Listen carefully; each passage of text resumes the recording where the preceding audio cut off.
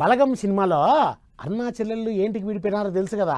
After all నల్లిబొక్క కాడ చిన్న పంచాయతీ వచ్చి బావమరుదులు పెట్టుకునే పంచాయతీలో పాపం తల్లిగారి కుటుంబానికి దూరమైంది. అదంతా ఎందుకండి? మ్యారేజ్కి పోతే భోజనంలో నల్లిబొక్కలు వేయకోకుంటే చాలు బల్లలు లేపి ఫైటింగ్లు చేస్తున్నారు. అదిగో అట్లాంటి ఓ నల్లిబొక్క పంచాయతీ నేను పట్టుకొచ్చిన మీకోసం. చూడండి, నల్లి బొక్కలు కనబడితే చాలు నాలుక కరుచుకుంటారు నీసు తినేటి ప్రొఫెషన్స్.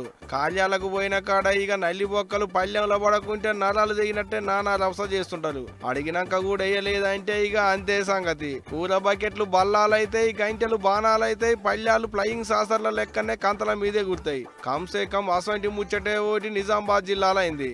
నిజామాబాద్ జిల్లాలుండేటి పిల్లగానికి జగిత్యాల జిల్లాలున్న మెట్పల్లిలుండేటి పిల్లకు నెలల కింద లగ్గం నిశ్చయమైందట. ఇక ఇప్పుడు మంచి లగ్గాలుండుతోని పిల్లోళ్ళింటికి పిల్లగానోళ్ళు సుట్టపక్కలనేసుకొని పూల పండ్ల కార్యానికి వచ్చేది. వచ్చిన కార్యం ఓడిసినాక పిల్లగాని సుట్టపోళ్లను చుట్టూ కూసుండబెట్టి పిల్లోళ్ళు బంతి పెడుతున్నారట. నడమ కూలొడ్డిచ్చే కాడ ఒక ఆయన నాకు నల్లిబొక్క కావాలని అడిగితే, లేవు మనిషికో నల్లిబొక్క కావాలంటే ఏడ తెచ్చేయాలే, ఇప్పటికే అడిగిన వాళ్ళకల్లా వలస పెట్టేసుకుంటూ వస్తున్నా అని అనుకొచ్చిండట కూలొడ్డిచ్చేటి పిల్ల సుట్టపాయన. ఇంకేముంది, ఇక అక్కడ సులువైంది అసలు లొల్లి.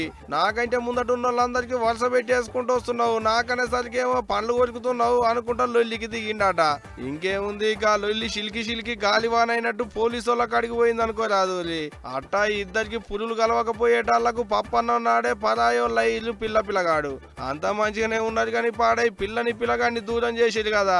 కొత్త కాపురం ఇట్టుండాలే అట్టుండాలి అని పిల్లగాడు ఎన్ని కలలు కన్నారో ఏమో. కన్న కలలన్నీ 3 నెలల ముచ్చటే అయినాయి అనుకుంటున్నాడు ఈ ముచ్చటరికైన పబ్లిక్. ఏదన్నా గానీ ఇది గానీ ఈ నల్లి బొక్కల కోసం పెండ్లొద్దు అనుకుంటే ఏం సక్కదనం పాడుపడ్డది. గీల సక్కదనం పాడువాడా.